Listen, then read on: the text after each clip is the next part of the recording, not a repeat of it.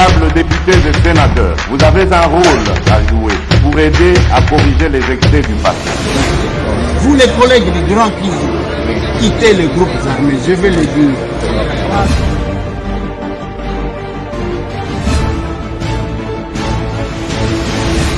Bandeko balandi tozali awa na aéroport ya Bunia, après Kananga dans le Kasai, après Lubumbashi, nous avons la province ya Ituri na Bunia na cette lieu.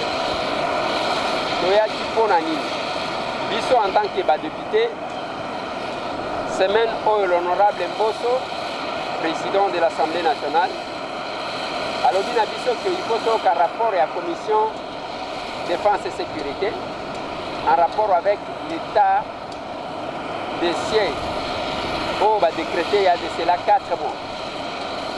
Avant toute chose, Nakosenga, Nakozwa Didier Kikou, qui est sur la ville. Didier Aza sur la ville. Après Sabiso, la réaction de la population avant toute chose. Didier. Oui, Bandeko, Balandi, tu veux faire vivre Bino. Province ya Ituri, tout ça on a vu la Bunia, tout ça bon ah ben un pique-nique. Tout ça moi réaction ba imboka ba Kongomani état de siège sangonango awa na Bunia ba mbiango ndengeni. Ndeko ngai oko pusana. Mbote ndeko? Mbote papa. Boni santé. Santé normal. Tout ba ah doze sikani. Ah toza na ropo pique-nique na Bunia. Na province ya Ituri. Sango état de siège bino ba Kongomani boyambaki yango ndengeni. État de siège pour na biso to yambaki yango eloko ya kitoko poti to yebaki ekopesa biso kimia na kati na mboka. Nde to sepelaki na état de siège pour epesa biso kimia na kati ya mboka. OK, ndenge makambo ngozo kende. Oyo sigonde dokomi na phase finale. Olandaki gouverneur lobby na betandike na TV ba radio. Oui, pona nga à vrai dire na landaki ete. OK. Makambo ngozo kende sikoyo. FARDC na MONUSCO. FARDC na MONUSCO bandani bazo kumbela musala ya bandani bazo la musala kitoko koleka baninga bandani bazo na susa mboka bandani bazo bunda pona Congo eza libéré. Bon, ngana oloba clair bato bazo bunda pona Congo eza kaka ba imboka ba FARDC nde bazo bunda pona Congo. OK. Parce que biso tozo ka bango bazo sala moi malgré nyonso silité mais bazo bunda bazo kende tozo ka moi bataki na bango par rapport na MONUSCO. Parce que bitumbango to bunda to kana Ituri na Bunia awa. Jobo malanga ba étranger ba Ougandais ba Rwandais to biso moko ba Congolais ba Congolais. Bon, pona nga pona ko identifier ngo na zama na difficulté wana, soki eza biso moko naza na difficulté wana. Mais nga na yebi keza na ba armée mususu ya ba pays mususu ba za filtrer na kati pe ya ba bandi wana lokola ba na ba sase wana o baza na zamba baza pe filtrer na ba mususu ya pembeni. Ya ba kodeko yango to yoka na sango. Bazaka na awa na Bunia baza ba côté ni ba côté ni. Bon, Bakodeko, tokaki baza côté à Moble Boye. Nde Bakodeko bazali. À combien de kilomètres na Bunia, na ville Bunia? Bon, eza une affaire ya ba 8 km, 7 km. Nde bazali na Bunia. Ba mususu pe baza kotoyo, une affaire ya ba 15 km, po baza na ba kilo, baza na ba boleka ba kilo kuna bo. Mais na ville ba kota raté. Bon, na ville bakotaka une fois, bakotaka balati teni ya pembe to mona bango bakota. Pe bazalaka sécuriser na ba soda na biso pe ba policier na biso bakoti babanda ko réclamer mbongo ya kolia bakendaka te na prison centrale ba bon il paraîtrait semblerait pe que ba pesaka bango mbongo ndenge biso toyokaki nde bazongaki pe après wana susu attaque salimaka ba betaki bango boya pene nano bafandi na pe chini ya kilima baza batu ya côté mususu côté ya nini côté ya route commande na nyakundu wana nde bato achina kilima bazalaka mais bango pe bafandi na no kimia depuis état de siège ekoti toki mo ba côté wana kimia. Mais ezaka côté moko ya Kobu ba kilo ba nini kuna nde côté ba Mungwalu nde tozoyoka vraiment problème ezali na no kaka. Moi message fa européen na biso na bandeko to ba landa biso siko en direct ya Bunia po kimia ekota na mboka na biso Congo to sanga na ba moko to tonga mboka na biso Congo to tika ko bomana. Bon eloko na lobaka ka pona ba imboka toza na bolingo tolingana kati na biso parce que soki toza na bolingo okoki omona ennemi alingi aboma moninga na yo alingi aboma ndeko na yo okotikela ete il faut dénoncer yango mpona bato ya leta bayeba ndenge nini na kokanga mpe tozala collaboration na basoda na biso topesa bango confiance po te soki tozodenonse baka wana nde bakoluka ndenge nini moyen ya kosilisa baka wana soki tozokoopere na bato wana nde eza mwa difficulté mpo mobulu esili. Awa toza na province nini? Awa toza province ya Ituri. Osisima toza na ville nini? Ville Bunia. Ok, nde bosala yango boye bozosala yango comme sport to boza na kati ya fédération? Tosala yango comme sport na même temps fédération nano ebandi nano te mais balaka biso ye tokokende soki kine depuis tobanda ozela ti mikolo na mingi naosenga bango nano tozangi nano place ya kochauffe place ya traitement nano tozangi tani ti tochauffe awa circulation mingi tala nano mais depuis baloba basala biso place ya sport na stade ya Mani tobanda ozela yango ti mikolo tochauffe kaka stade ya Mani eza na quartier Sukisa pene ya commune. Ok. Bon, moi message mon na Swahili ya kopesa bosala sport place c'est qui ya malongate il faut que place mususu. Bon na Swahili. Hapa sio fast sport mais fast ya kunini ya fast sport bado kwa tayari hapa vile kishi tu afaa kubalabala hapa basi fikiza sie apenda hapa turudie kama wapi tufanye. Bomekana bosala ngwa démonstration na bosala. Voilà, nous sommes en direct de Bunia, ozomona ba athlète na biso. C'est ça. Nous vivons Bunia live Ituri. Oui, bande ko botu ko mona bongo rop poisson, tout ça a na marché central ya Bunia. Toye ko de toye to la Sabino, province ya Ituri. État de siège ba imboka ba kongomani ba yambaki yango ndenge nini ezo le capé lo lenge nini. Est-ce que c'est la profit ya ba congolais toté?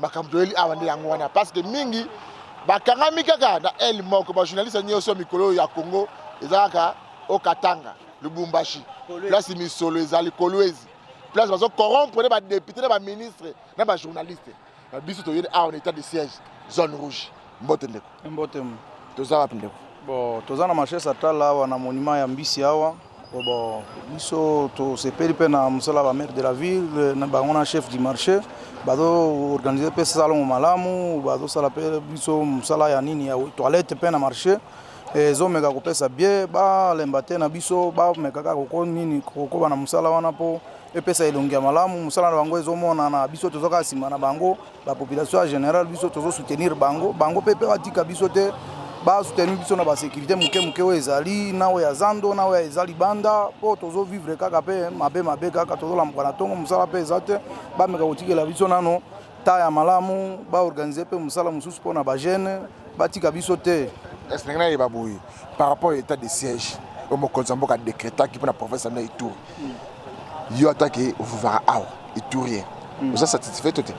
Non, naza satisfait po na sepeli makasi présence na bango epesi malamu ba rebelle pe ba mekina no kokalmena no muke ezo kende bien ba ko bande sikoyo ko sensibiliser bango makasi kaka po batika biloko wana bazonga isika moko to sala biso na bango musala ko ya to baza ko sala to ba tika biso te ba bima na zamba ba ya na ville to sala musala biso pe to kota na zamba to région de position na bango to sala pe boulot ya biso a oro. On a des gens qui ont vivre dans la ville, état de siège, et kaka kolandela bango. À la loupe, bat bimanaka ta buzo au bazo sala. Tu es bandé comment tu bundana bango, ça va congolais, tu vas paya. Et ça va congolais, et ça va namboka kaka kasi ba se regrouper na makambo ya rébellion na Zamba. To lingika ba bima po to tambola na katikati na biso ndenge to zalaka. Pour moko kimiezo na mboka Congo, message fort, yo ata ko vivre ana buna parce que bona baza bande ko na biso, côté bande ko na biso. Il faut to sangana ba moko ne mboka na biso ki ne libuso. Moi message fort na bande ko na biso te na Swahili. Bon, et nyami tasema na babo tu batoke kupori, barudie kumungini, iko batoto mungini, ayombe babo bafurahia tu, basoro bapike babo mpaka musho bakufe, batoke ndani hali nye biko ndani, biko na fichama kwa pori, ile wewe isaidia babo, batoke tuikale na babo pamoja. OK. Et là on va échanger là. Ya taza. On a gouverné à Sikawa yelo côté. Yelo côté. Bon, on bomba. To bomba te. Merci beaucoup. On a passé na patrouille bazo ke do kanga na patrouille bo misambonga tous les boutiques bazo senga mbongo. Insécurité pe bazo boma kaka. Bazo boma. Mbote ndeko. Mbote. Oui, awa to zapi ndeko. Ah, toza na Bunia, toza na Rompwe Panya na Puso. campagne na pousse veut dire quoi? elakisi koloba awa toza na rond point mpuku na niau mpuku na niau oyebi tuna wana danger mpenza awa danger oyebi ke soki mpuku azoleka mpenza na nzela omoniki aleki mpenza na nzela ya niau boye niau akotika ye te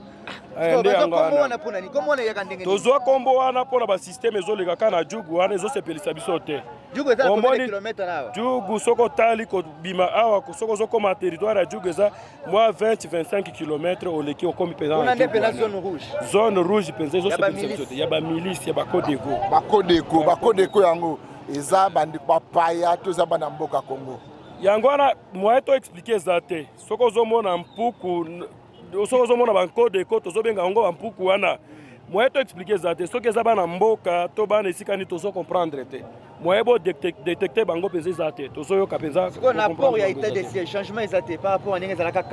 ndenge eza kala biso tosepeli te na état de siège wana yango ezosepelisa biso te mpo na nini ngai nako explike nayokaki émission Jules Ngongo alekisaki ezaki mercredi alekisaki ezali ba 17h 18h wana ezaki bien te Jules Ngongo alekisi émission azoloba bango baye na 4 mois ya état de siège basali eloko mais eloko bango basali biso tozomona te Jules Ngongo asolole abi te eloko bato mosusu bakoki kosala na 20 ans te bango na 4 mois bakoki kosala bango basali nini mpo esepelisa biso tomona biloko nyonso ezotambola malamu biloko ezotambola malamu te tosepeli nango mpenza te ok oyebi teke awa na kati ya province na bino ya Ituri ville ya Bunia ndeko na ngai boza bina langage ya bapoliticien te biso bapoliticien to bapatisango mais tant toya awa balobi carburant ezalaki 5000 ekomi 2500 route air 27 na bino efongwami baterritoire beza libéré eza lokuta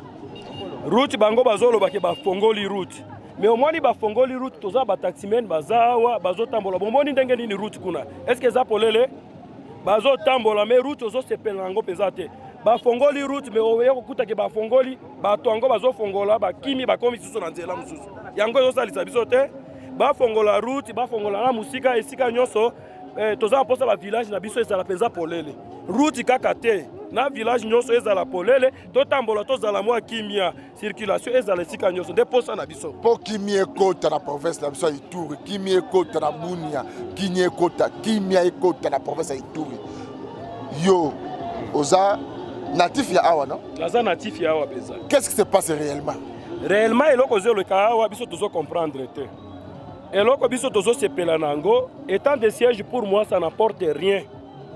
Pour moi, bango étant de siège ndenge bazaka sola, étant de siège eye tosali eloko tel.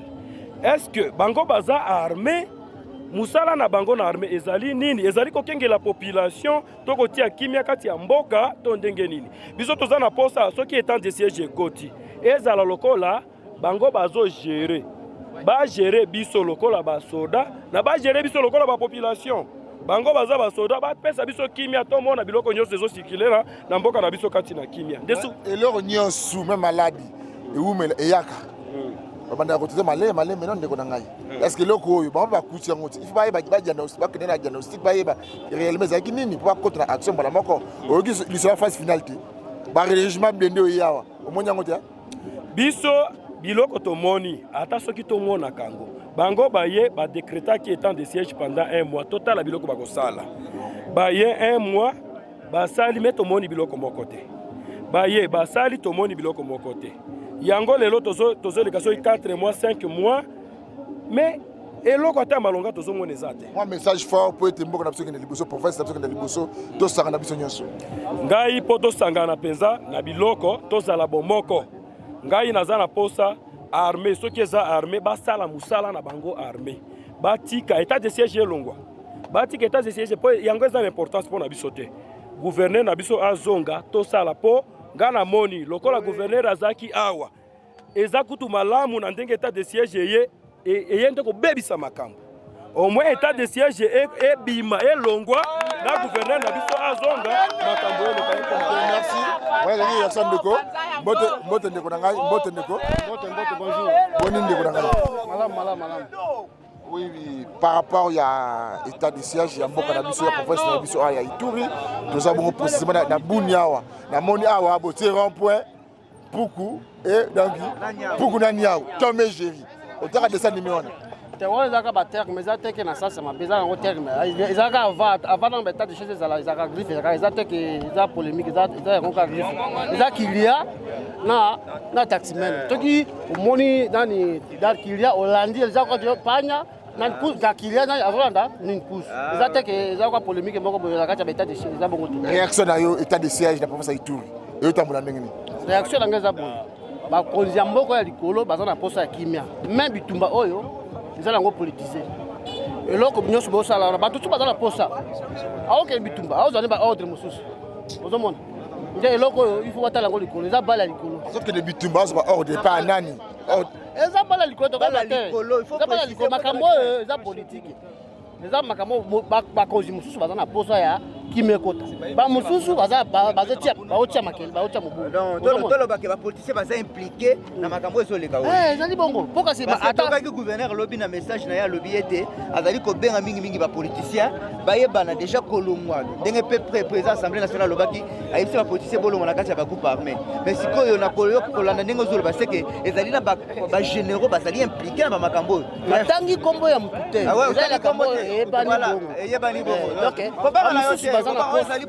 mosusu baza na posa ya kimia baza na posa ya makelele état de chez eyaki bien sûr tomoni baekipeme ye mpona kotia kimia mais ezosimba kaka te donc eza likambo moko eza na se ya kasa mpo kimia ekota bino mofandaka awa na buni ya ndeko na ngai mpo kimia ekota mekana koexplike biso mpo kimia ekota fo bakonzi wana bayokana kaka suka oyo azotia mobulu no aza na posa malamu bayokana kimia ekokota eza likambo na bato te donc président ya assemblée nationale président Mbosso donc on a raison na yoki ba bien bino ba député ba ministre ba politicien bolongwa na ba groupe armé bandeko ba loba wa ngaite bolongwa mais na ebisi bino ke awa dans la province ya Ituri na Bunia papa mama kolanda ngai benda mwana matoi ala koyokola musala batika ba diamant na biso moko bana mboka totika ko za manipuler totika ko za manipuler za ba diamant na biso za richesse mboka na biso Congo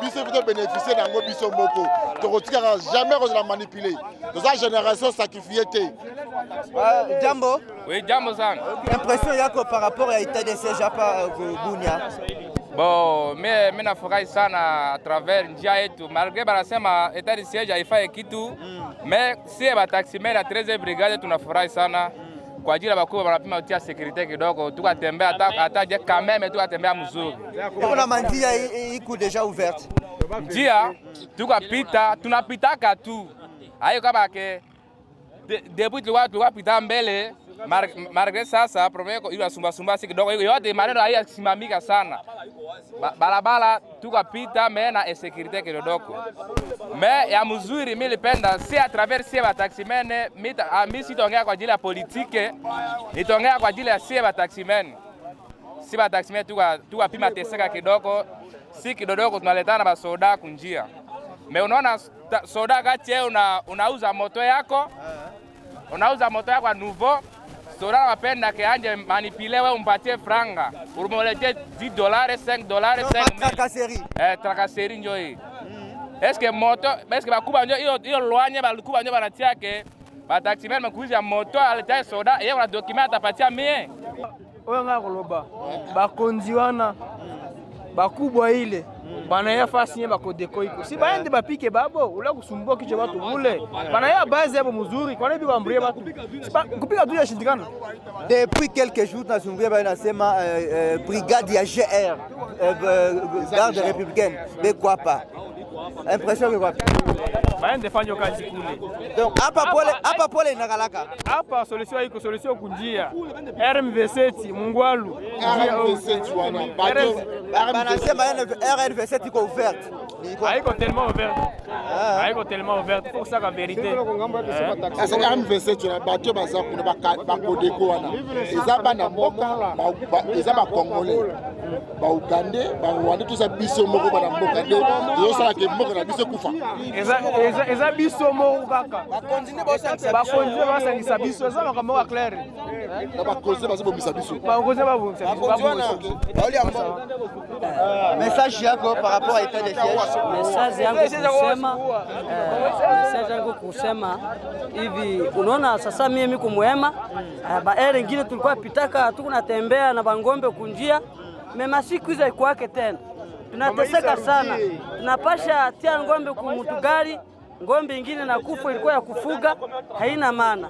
Sasa tunapenda kama salama na kwa kweli hivi sie vile tuanje tembea vile na ngombe tukunjia, ile ndio shukrani yangu kama salama na ngia pale sitaishi mzuri. Eski hapa Mubunya pola inikalaka mie hapa mupile ya Bunya bo hapa kubunya tunakalaka mzuri, mbaya yuko kubambanjia tu kunapita banjia yetu tu kunapita fasi ya bangombe ndio banjia ingine.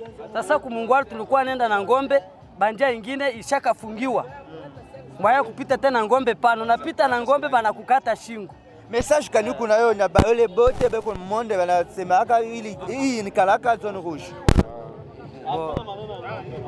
Kuweza boy. Biso na Ituri toza na posa na kimia. Toza na posa na kimia. Partout bazoboma bato. Bakonzi baza wapi? Ba politicien baza na kati. Bato ba code deco banani wana nyonso eza ba congolais. Balobaki bazoke na nini na démobilisation. Ti siko démobilisation yango pe ezo sale mate bazozela nini? Mimi niko pasteur mara mingi depuis année 97 tangu vita alianza hapa, tunajua ba hotere ya ile fujo yenye iko kuituri iko ba politicien. Source ya fujo hapa iko natoka Kishasa kule. Basi sumbue batu hapa kusema oko deko nini, hapana. Tulishaona maexample mingi, utenda kuta bakubwa bale njo biko impliqué ndani ya maneno. Bana vize etere hapa ku Ituri. Hivi biko nafaa distraction ya kusema tutamaliza vita namna kani, biko natafuta pesa ndani ya kitu. Mimi naongea atake pasteur. Bana cheza na vie sacré ya mutu. Mungu anaumba binadamu na sura yake. Ipui gouvernement yetu iko naongozwa na shetani, haongozwe na Mungu. Ingekuwa Mungu biko natembea na woga ya Mungu, kama biko na shurukisha juu ya kufa ya watu. Alafu etat de siège changement iko. Hakuna changement. Hakuna changement. Tena wakati ya etat de siège inakuwa tena plus pire. Kwa sababu tunakuwa bloqué. Hakuna hata neno la Mungu kuhubiriwa. Tunakuwa bloqué hapa ku niveau ya Bunya. Hivi watu wanaendelea kukufa sawa nyama. Hawana susi ya watu. Wana distraire watu kusema watu tuko nafanya hivi, utaenda kuta tena maneno na kuya davantage grave. Et puis biko na sikilizana na batu ya pori. Tunaona example, mimi naweza sema kusudi basi nifunga. Hapa balifunga bakubwa, utaenda ona bale njo biko naleta ba arme kupori, bale njo banaleta bateni, iko tu babo si ba civil tu na problem. Code ko ana uwezo ya kusimama. Mimi nasema na nyie. Kuna force ambayo inaweza kuneutralize code ko. Hakuna kitu code ko inaweza kufanya. Kule njo maneno natokea Kishasa, ba politicien banajiarishiri kwa etere yao personnel. Ile njo kitu tunaleta. Oui. Ok, biso tokamwaka vraiment tango bakonzi to gouvernement zolo bato dénoncer ennemi. Toko dénoncer nini FARDC na Kodeko bali akafufu esika mongo na banzela zamba to monaka. Toko dénoncer nini? Est-ce que nani a évité que non FARDC baza quelque part bazala ka distance à 15 mètres? Bokoleka bo futi Kodeko, bokomi 15 mètres bo futi FARDC nde boleki. Bo toko dénoncer nini?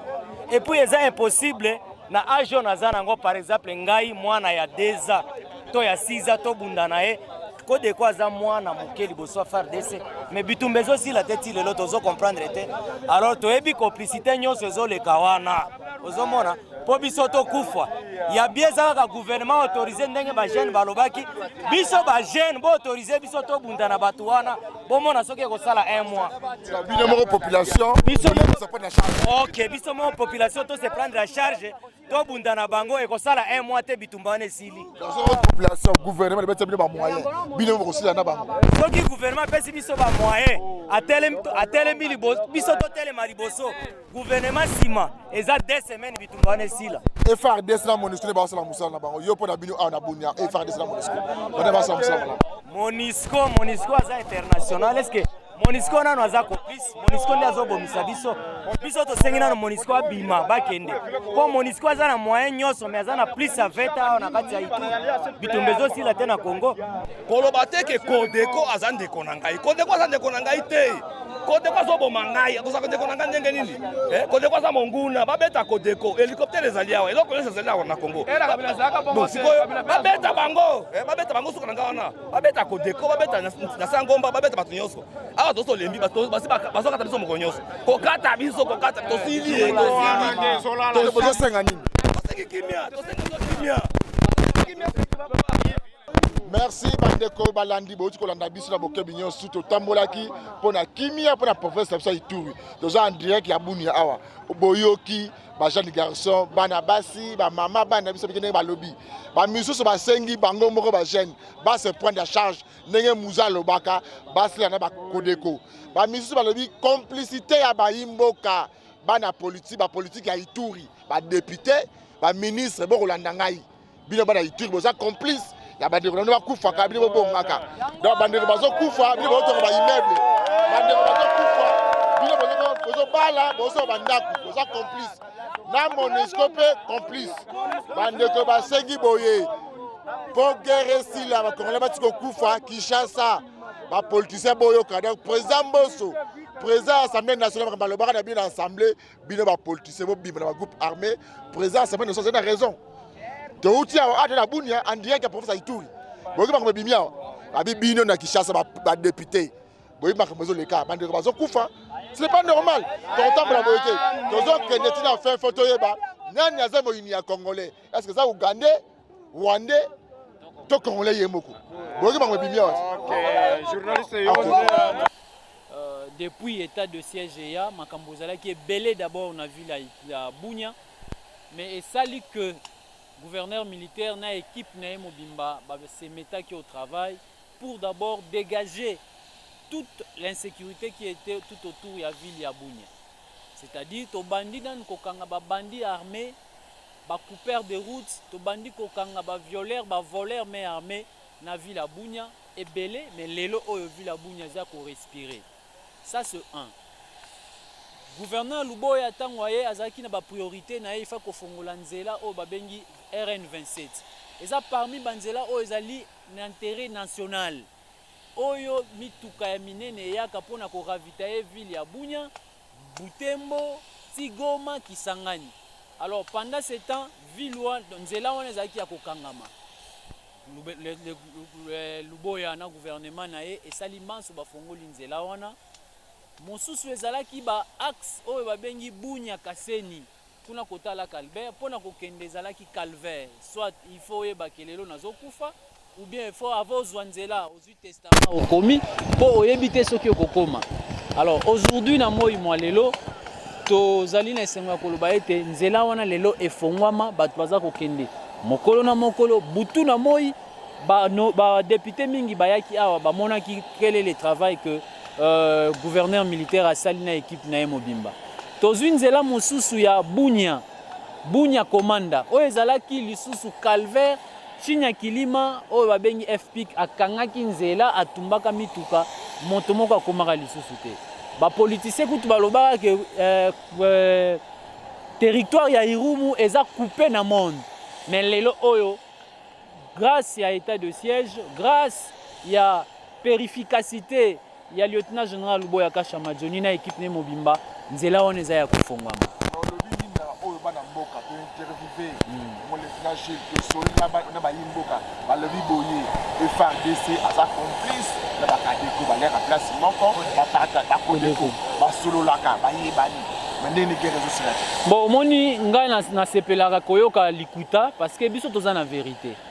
Nous sommes fiers d'entendre le mensonge, soit ba spéculation, ba manipulation. Parce que la vérité est que Makambo mingi est évolué parce que tu as un processus mais le processus wana lisusu eza te mais koloba ete FRDC bato oyo biso tozobunda bato oyo biso tozobeta bato oyo biso tozobundisa bato oyo baza koboma bamama na biso bazali koviole bazali koboma baekole. Comment nous a une armée régulière tokoki kosangana bango omoni wana eza lisusu manipulation to oyo ezali babengaka yango lisusu jeu de l'ennemi parce que toa sikoyo na minute oyo qui est pour et qui est contre alors que ezali le contraire oyo biso tozoluka ke tout le monde bayebaki oyo eza problème ya mboka mboka ntango etelemaka mboka ntango eza na bitumba biso nyonso fo tozala engagé mpo totobundisa monguna ndeko na ngai nayebisi yo aucun cas à aucun jour forces armées ekoki kopactiser na monguna parce que c'est le même ennemi qui tue nos militaires c'est le même ennemi qui tue nos mères nos pères baza violer baza koyiba richesse ya Ituri donc biso tozali résolument décidé pour na kobengana bango mais jamais pour na kozana bango ensemble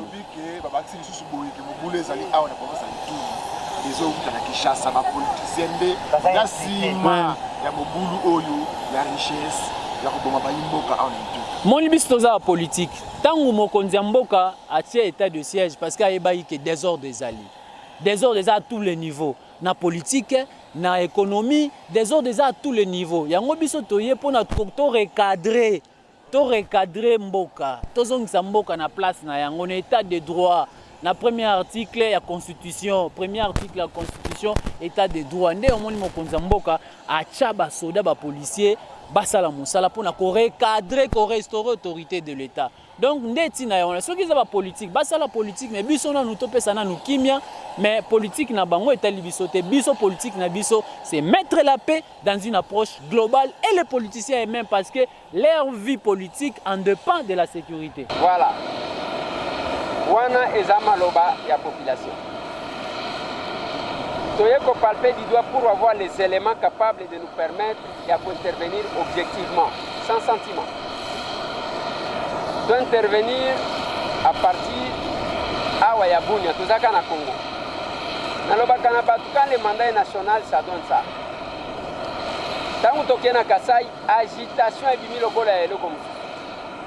Mais à la différence, il y a Kasai, à Ituri, na Bunia, j'ai été très bien accueilli par mes collègues.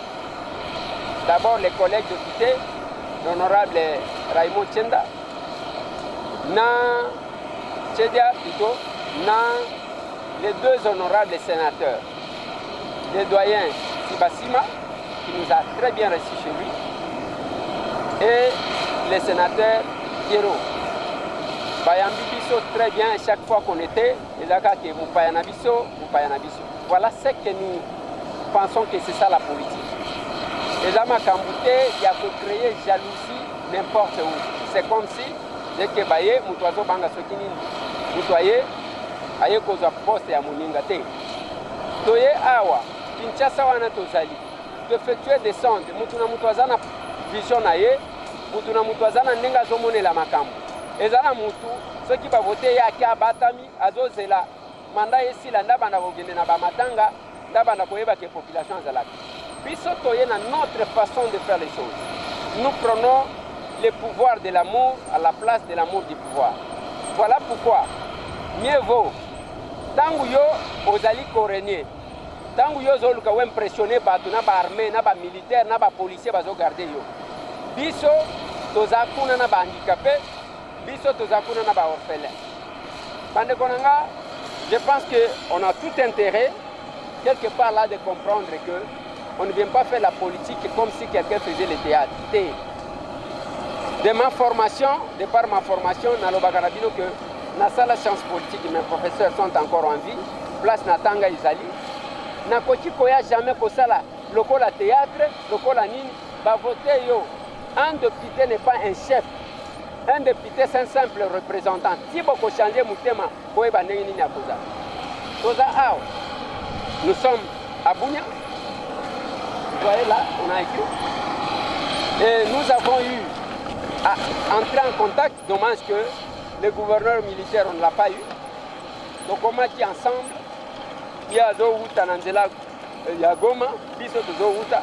Bon, il y a eu ce contretemps-là, on ne regrette pas. Mais il fallait que tout soit la vie et la population. Et quand M. Tambwe va intervenir, bakoyoka que M. Tambwe azoloba te oyo yazo kanisa. Te M. Tambwe azoloba oyo population lobby a passé mandat. Quand le mandat est national, on se comporte comme tel. Je vais vous faire remarquer un truc avant, comme nous le faisons en direct d'ici, dans l'Iminata Lissabino Bamwa Makam. Et je vais faire un petit commentaire. Il y a Oyo, Nalobaki Nabi. Tant qu'on a lobby, et l'Okoyo, et puis ici polémique mine. Il y a marche, il y a la mouka. Marche à la mouka Nalobaki Nabino que Bande Kobazo Luka, pour se victimiser. Qui sont les vrais destinataires à message Naban? Ce n'est pas le peuple. Prenez ce reportage-là à France 24. Kinshasa, Clément Bonnereau et Juliette Dubois. Le mouvement d'opposition Lamouka avait donné rendez-vous à ses partisans à 8 h dans la commune de Massina. Mais la marche, qui avait été interdite par les autorités provinciales, a été empêchée avant même de commencer. La police a fait preuve d'une extrême violence, dispersant la foule avec du gaz lacrymogène et à coups de matraque. Nous avons pu voir de nombreux manifestants ainsi que de simples passants se faire tabasser et même arracher leur téléphone. Des journalistes ont aussi été pris à partie, comme notre confrère Patient Ligodi de RFI, qui a été tapé, traîné sur le sol et embarqué dans un véhicule de police avant d'être finalement relâché. L'ancien candidat à la présidentielle, Martin Fayoulou, a lui aussi été malmené par la police. Il a finalement été escorté vers le centre-ville. Les manifestations publiques sont garanties par la Constitution congolaise. Et comment déployer cette force policière et militaire pour me détruire? Mais le peuple congolais, les populations congolaises ont besoin de ces forces en Ituri, au Sud Kivu, au Nord Kivu.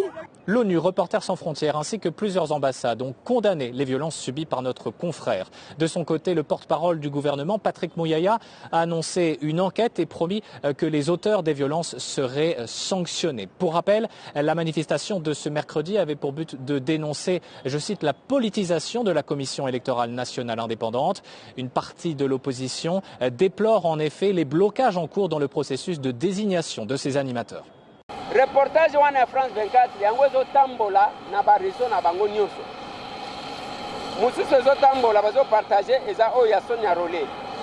Kinshasa, la manifestation coalition Lamouka Martin Fayulu a été violemment reprimée, tout ça. Yango bazopartageaka. Donc le destinataire, ce n'est pas le peuple congolais, c'est l'extérieur. Il y a Kolakisa Bango que non, voilà ce qui se passe. Mais vous salissez, la conséquence est là. Mundela Tchabagbo, Kakayewana Kitisaye, Mundela Tchakompaoré, les lois que ne conservation. C'est quand même une façon que nous estimons que Bisso Tokosa la politique ou Anate. Je vais encore vous mettre un autre élément parce que j'estime que c'est vraiment important. Yakolobela Yango. Je vous mets ce contrat-là. Nazo Tangela Bino par message.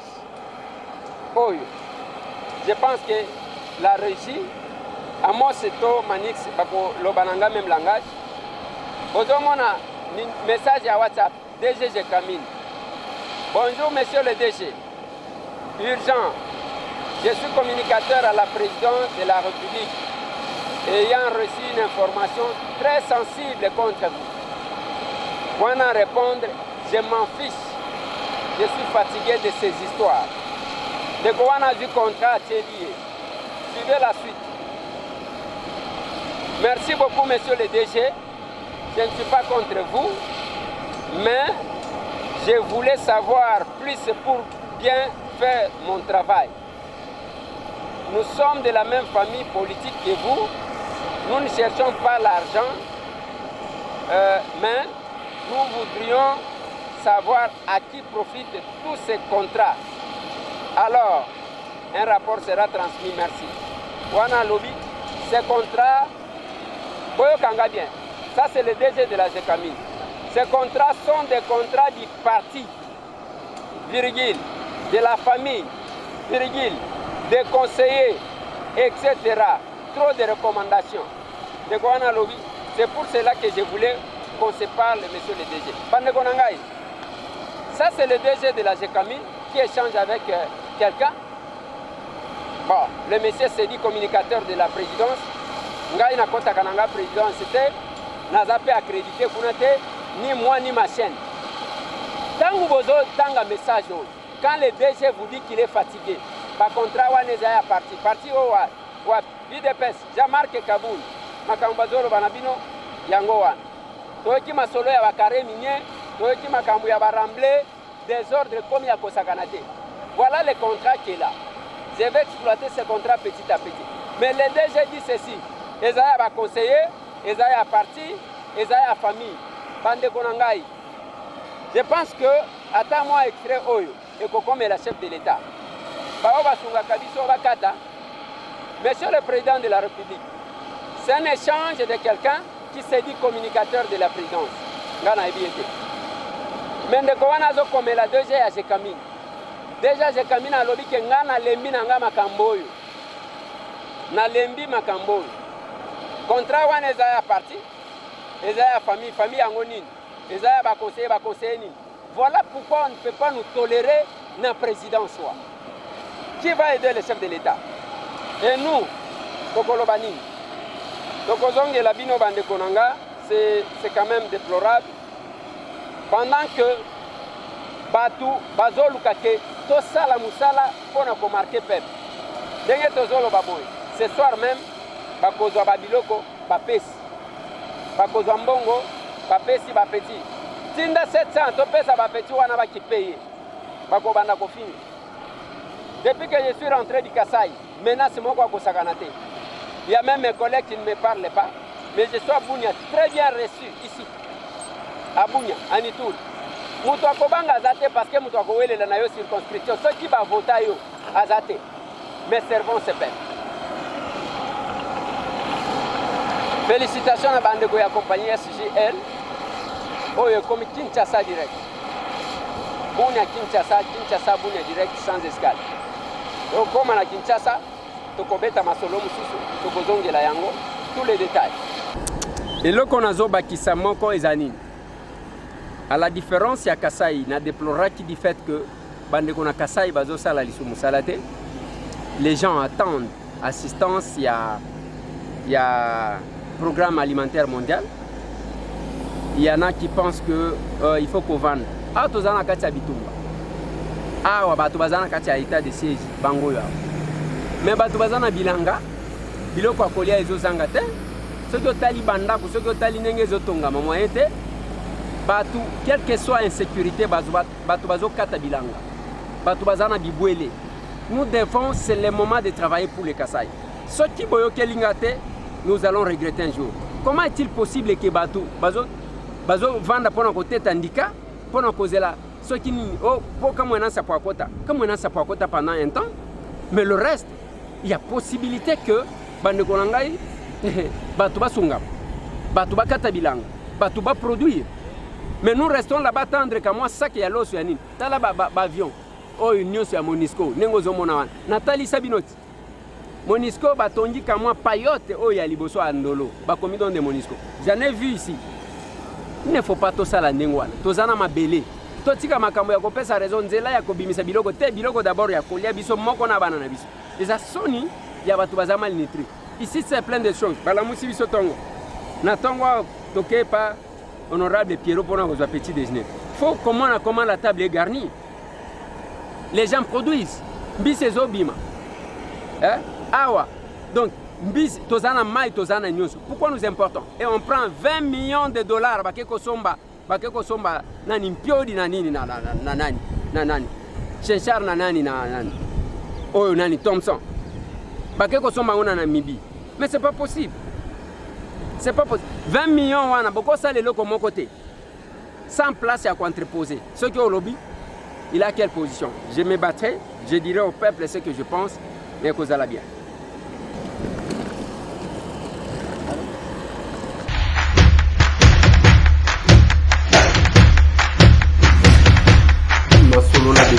Honorables députés et sénateurs, vous avez un rôle à jouer pour aider à corriger les excès du passé.